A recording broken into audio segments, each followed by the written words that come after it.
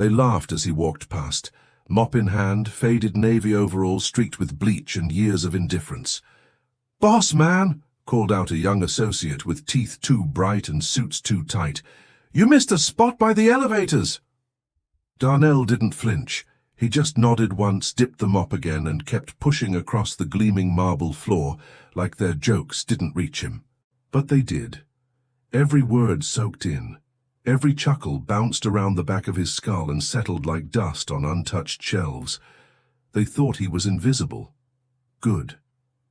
Because Darnell knew exactly how people looked at you when they thought you were less.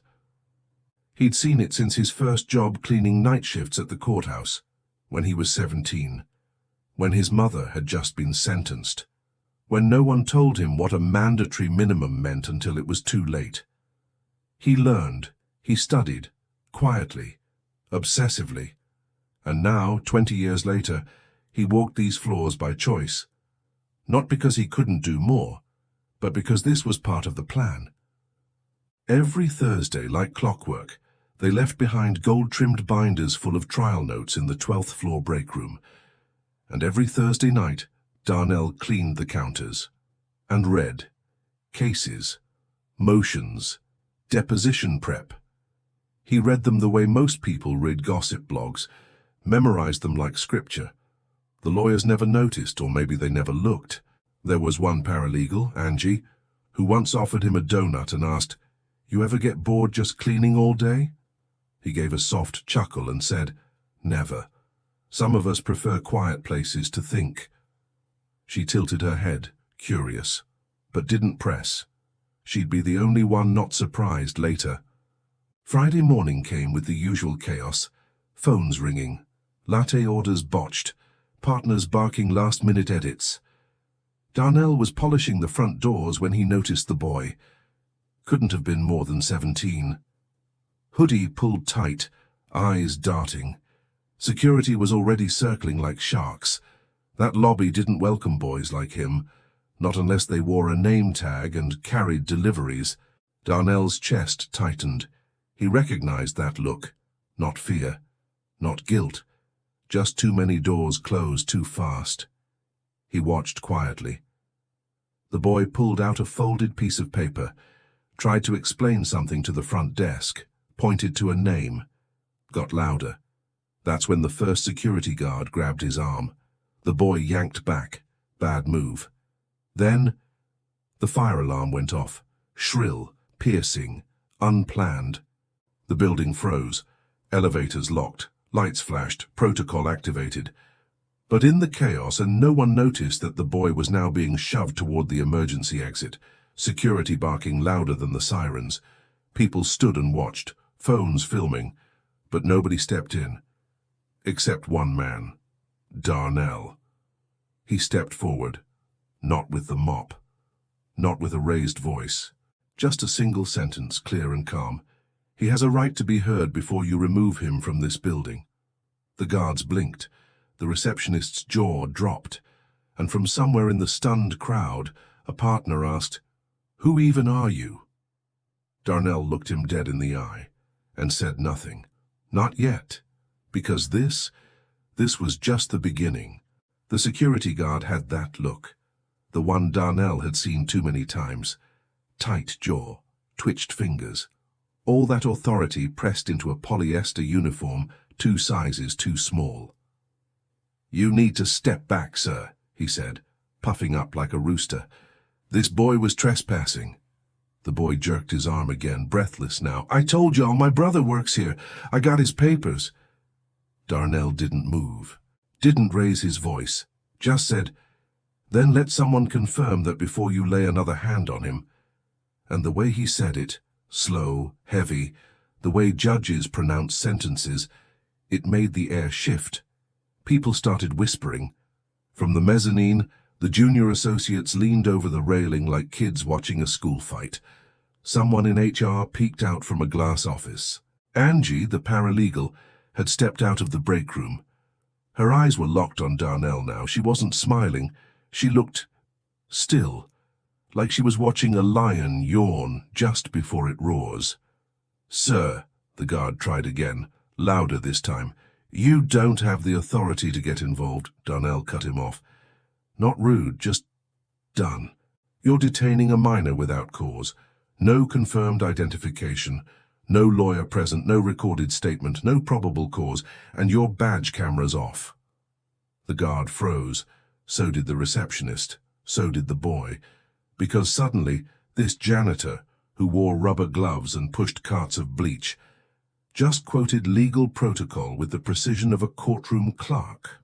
Now, Darnell turned slightly, glancing toward the front desk. Before you escalate this, maybe someone should call Robert Ellington. Robert Ellington, senior partner, the man with his name on the 6th floor and his face on last month's issue of Legal Titans. The same man who barked at Darnell last week for rolling his cart too slow past his office. Now his name was a summons. The receptionist fumbled for the phone. The security guards backed off.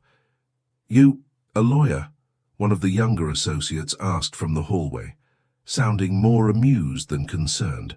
Darnell looked at him. Just looked. Then said, I passed the bar last year. California and New York. The crowd murmured. But you clean floors?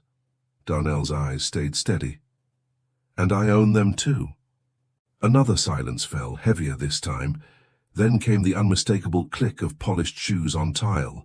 Fast, angry, Ellington himself, salt and pepper beard trimmed tight, suit dark as judgment. What is going on down here? He barked.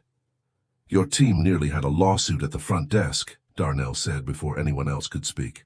And just like that, Robert's eyes fell on him, narrowed, searching. You... He remembered, maybe not the name, but the posture, the stillness, the way Darnell never flinched. You work... janitorial? Darnell shrugged. Not exactly. Angie stepped forward then, quiet but with a voice that cut clear. Mr. Ellington, I believe he's on our lease documentation. That's when it clicked, because buried in the fine print of the building's ownership was Darnell's name. The crowd was silent. The boy? He just looked up at the man who stopped a storm with one sentence. Darnell turned back to him. What's your brother's name? The boy held out the paper again. Jeremiah King, intern, 14th floor. Angie didn't wait. She pulled her ID badge, turned, and disappeared toward the elevators without a word. Darnell placed a firm hand on the boy's shoulder, keeping him grounded. Security didn't move again, not this time, because now everyone was watching Darnell, and none of them knew exactly who he was anymore. The lobby was still buzzing, but no one said anything out loud anymore. Conversations dropped to whispers behind coffee cups and phone screens. Even the receptionist pretended to type, glancing up every few seconds as if trying to piece together a story too big for her spreadsheet. Darnell stood firm beside the boy, who kept shifting on his feet like the tension still clung to his hoodie. He looked up at Darnell with a mix of gratitude and confusion. You really a lawyer? The boy whispered. Darnell nodded once. That and more.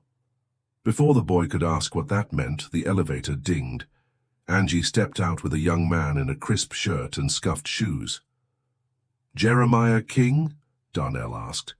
The young man looked between them and froze. Malik? The boy, Malik, breathed out like he hadn't exhaled in 10 minutes. That's my little brother, Jeremiah said quickly, stepping forward. I told him to drop off my phone. I left it at home. I didn't know he'd have to check in downstairs. He looked at the security guards, then at Darnell. And you are? Darnell didn't answer right away, just turned to Malik. You're all right now, go with your brother. Jeremiah took Malik by the shoulder, confusion still on his face as they walked toward the elevators. But just before the doors closed, Malik looked back. And for the first time since it started, he smiled. A small one, but real. Robert Ellington was still standing there, arms crossed, watching. He stepped closer. So, you want to explain what just happened? Darnell tilted his head slightly. I believe the cameras will explain enough. You put my firm at risk by intervening in a situation that— I protected your firm, Darnell interrupted, calm but firmer this time. From a civil lawsuit, from a PR disaster, from criminal liability, had they gone any further. You could have let management handle it, Robert snapped. I am management, Darnell replied. Silence. Angie raised an eyebrow. A soft breath of amusement escaped her nose. Excuse me? Robert said. Darnell slowly removed his work gloves, folded them neatly, tucked them into the back pocket of his coveralls, then reached into the breast pocket and pulled out a small leather case, opened it. California Bar Association. Name, Darnell C. Briggs. Status, active. Robert's jaw clenched. I bought this building 3 years ago, Darnell said, voice low but steady. Kept my ownership quiet because I was watching how people operated inside it, watching how they treated people they thought didn't matter. He let the words land like bricks. And you pass every single week without knowing the name of the man who signs your rent checks. Robert didn't speak. He just stared. Darnell stepped forward one pace, not threatening, just undeniable. You have 2 options, he said. Continue this conversation upstairs, or have it on the sidewalk after I send notice to vacate. The blood drained from Robert's face. He wasn't used to being spoken to like that, not by someone who didn't wear a suit, but Darnell didn't wait for him to answer. He turned to Angie. I'll need access to the tenant files. Some lease renewals are overdue. She nodded. Then Darnell turned, picked up his mop, the same one he'd used for months, and walked toward the service elevator. Like nothing had happened, but everyone knew something had. They just didn't know what came next. By Monday morning, the building moved different. Not a single partner joked at the elevators. Not a single associate called him boss man like it was a punchline. In fact, most didn't call him anything at all, just nodded stiffly or pretended they suddenly had somewhere to be when he passed. But Darnell noticed everything. The new stiffness in their spines, the hurried whispers when he walked by, the way Robert Ellington hadn't shown his face once since Friday afternoon. Good, because Darnell hadn't spent 2 decades studying law, saving every paycheck, and investing in a building like this just to be liked. He'd done it to be seen. Angie was already in the basement archives when Darnell arrived. She looked up from the old file boxes. You were serious about the tenant records. Dead serious, Darnell said, pulling off his jacket. I need to know who's been late, who's been rude, and who's been reckless, starting with Ellington's firm. She handed him a folder already marked with sticky notes. You won't like what's in here. Don't need to like it, he said. Just need to know the truth. She hesitated, then said, You know they've laughed at you for months, right? In the lunchroom. Some of the junior lawyers even bet on what your real name was. Darnell didn't react, not on his face, but something in his jaw set tighter. I know, he said. People always show you who they are when they think you're beneath them. He opened the folder. Late rent payments, unauthorized renovations, noise complaints, even one racial harassment allegation, buried, dismissed, but noted, and all of it tied to Ellington and Chase. Guess the wolves been feasting too long without knowing who owns the woods, Darnell muttered. Upstairs, Ellington was unraveling. What do you mean we're flagged for non-compliance? He barked at his assistant. I don't know, sir. The landlord's office sent a request for review. Said they're reassessing commercial leases for firms that fail community standards. Robert blinked. Community standards? What does that even mean? His assistant didn't answer. But Robert knew. It meant Darnell. By Wednesday, a memo appeared on every desk in the firm. Mandatory anti-bias and equity training. All staff required, some groaned. Others rolled their eyes. But nobody said a word when Darnell entered the lunchroom that day to refill his coffee. He didn't need to mop anymore, but he still preferred the back entrances, the quiet corners, the places where people spoke freely, because that's where the rot always grew. And he wasn't done cutting it out yet. He ran into Malik and Jeremiah again that evening in the lobby. Malik grinned wide this time. "You famous now, huh?" Darnell chuckled. "Not quite. Just finally standing where I was meant to." Jeremiah extended his hand. "I owe you. My brother could have been cuffed or worse if you hadn't said something." "You don't owe me," Darnell said. "Just promise me something. Anything. Make sure he never walks into a building again thinking he don't belong." Jeremiah nodded. Malik nodded too. They meant it. Back upstairs, Angie placed a manila envelope on Darnell's desk. A real desk now, tucked in the leasing office that had once been locked and dusty. "Final draft," she said. "Eviction notices for Ellington and Chase. You sure about this?" Darnell stared out the window for a moment. "They called me the janitor," he said. "Now they'll know who held the keys the whole time." And he signed. One signature. Years in the making. The envelope was thick with silence. Angie hadn't moved since Darnell signed it. "Feels final," she said carefully, folding her arms. "It's not final," Darnell said, slipping the signed eviction papers back into their sleeve. "It's just honest. Consequences ain't cruel. They're overdue." He stood, and this time, the steps he took across the leasing office weren't silent. They echoed, confident, unapologetic, because Darnell had walked these halls long enough with his head down. Now they could watch. Upstairs, Ellington's office was cold, windows sealed tight. One of the assistants, a young black woman who used to nod to Darnell with the same secret respect Angie had, opened the door with hesitation. "He's not doing well," she said under her breath. "Screaming at partners, talking to someone about relocation." Darnell gave a soft nod. "You ever think about law school?" Her eyes widened. "What?" "I've seen you in the break room, reading the deposition notes like they're novels. And you asked the right question during that mediation call 2 weeks ago. Don't waste that." She blinked fast, then smiled. Thank you. You know where to find me if you need help applying."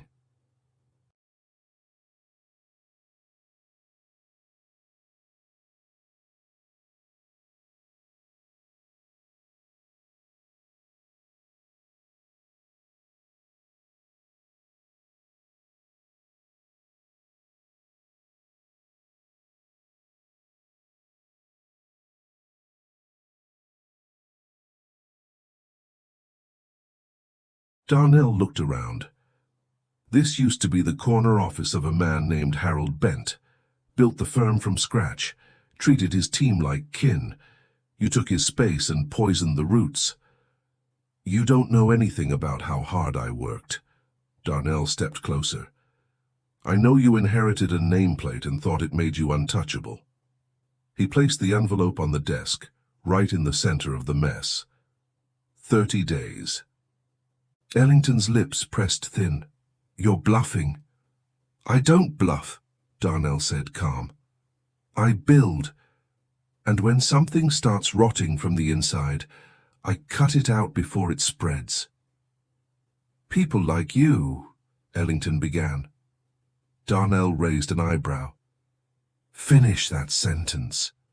Ellington's jaw worked, but no words followed. "I thought so," Darnell said quietly, then turned to leave. "Tell your partners the new lease terms are available for those who know how to treat people." He paused at the door. "Oh, and Robert?" Ellington looked up, eyes blazing. "Next time you see a black man with a mop, remember, that might be the man who owns the floor you're standing on." Back downstairs, Darnell stepped into the elevator, pressed L for lobby. The doors closed, and for the first time since he bought the building, he allowed himself a slow, deep breath, the kind that fills you after years of pretending smallness just to watch who thought they were big. The elevator doors opened into the lobby, and everything felt still. not quiet. There was still the tap of heels, the hum of printers behind reception, the ding of deliveries. But the air had changed. People didn't look past him anymore. Now they looked at him. Some tried to meet his eyes, searching for some hint of how they should feel, guilty, awkward, respectful. Others just gave that tight corporate nod, like they were trying to cover shame with professionalism. Darnell didn't offer anything back. No wave, no smile, just presence. Presence was enough. He made his way to the mailroom, not because he had to, but because it was habit. The mail clerk, Todd, was sorting envelopes with earbuds in. He didn't notice Darnell at first. Then he looked up. Froze. "Hey, Mr. Briggs," he said awkwardly. "I didn't know if I should, congrats, or—" Darnell chuckled. "I'm still me, Todd." Todd scratched the back of his neck. "You're the landlord now. That ain't regular." Darnell shrugged. "Regular ain't done much for us, has it?" They shared a laugh. Real this time. And for the first time in years, someone in that building didn't talk down, didn't flatter fake, didn't try to guess his net worth. Just a man, talking to a man. Upstairs, Angie had already begun reshaping the leasing office. The walls were fresh painted. The air smelled like citrus and direction. Tenant files are updated. Training compliance list is posted. And she held up a yellow envelope. "The assistant from Ellington's firm just dropped this off. Handwritten note." Darnell opened it slowly, read it twice, then handed it back. "I want her resume," he said. Angie's brow lifted. "You think she's ready?" "No," he said. "But I think she wants to be." By Friday, the whispers had turned to retellings. They were already calling it the janitor's checkmate. Elevator gossip grew wild. "Did you hear he owns the whole building? He passed the bar and invested in property while mopping? I heard he caught Robert violating lease terms from 5 years ago." Every version exaggerated the details, but Darnell didn't care. Let the myth grow. Sometimes people needed a story bigger than themselves, just to stretch their vision past their assumptions. Late that evening, he stood in the 14th floor conference room, lights dimmed, glass windows glimmering with the city outside. Malik was seated at the table, chin in hand, a beat-up textbook open in front of him. Jeremiah sat across, coaching him through an algebra problem. "You got it," he said. "Don't overthink it, just isolate the variable." Darnell leaned against the doorway, arms folded. "You good, Malik?" The teen looked up. "Trying to be." "You showed up that day," Darnell said. "You were scared, but you showed up. That counts for more than you think." Malik nodded slowly. "You really used to clean floors?" Darnell smiled. "I still do. Just now I decide which ones." The next morning, a bronze placard appeared beside the main elevator bank, Briggs Tower. Dedicated to the builders no one saw coming. Most passed by without comment, but some paused and read it twice, because for the first time in that building's history, power didn't come from above. It came from the ground up. By the time the Monday morning rush began, word had spread beyond the building. A blog post from a temp assistant went viral. The janitor who owned the lease, what really happened at Briggs Tower. Then came a TikTok from a paralegal in another firm, recounting the story with so much flair. It hit 500,000 views by lunch.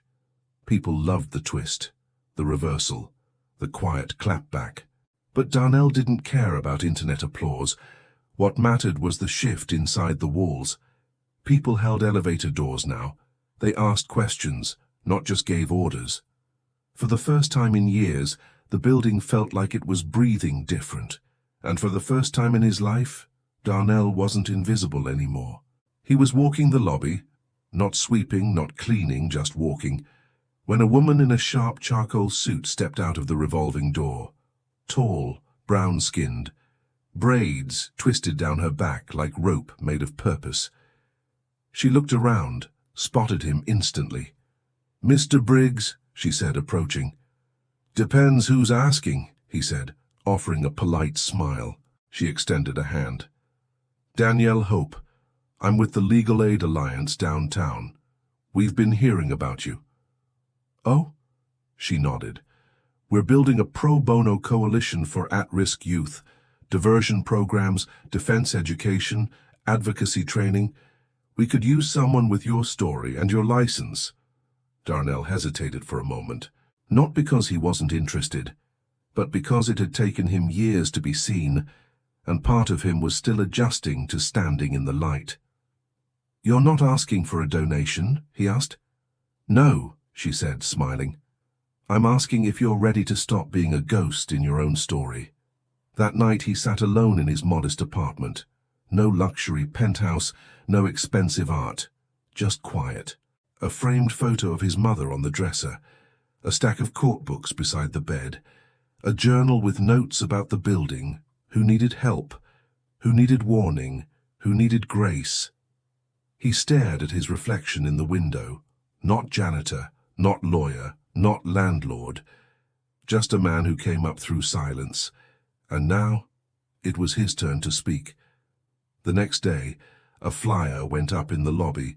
Legal Empowerment Workshop, free to all tenants, led by Darnell C. Briggs, Esquire. Know your rights. Use your voice. Own your space. Some laughed, some tore it down, but Angie printed 3 more, and Todd taped one to the elevator wall himself. Later that week, Malik showed up early for the workshop, sat front row. Jeremiah brought coffee and set up chairs. Even Danielle Hope returned, this time not in a suit but in jeans and a hoodie, ready to work.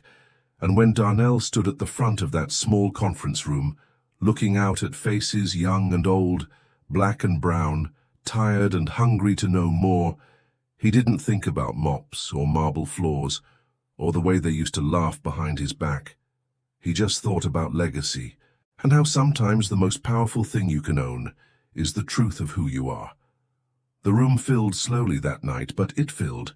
Mothers who worked double shifts and brought their teenage sons along. An older man in a wheelchair who hadn't read a lease since 1992.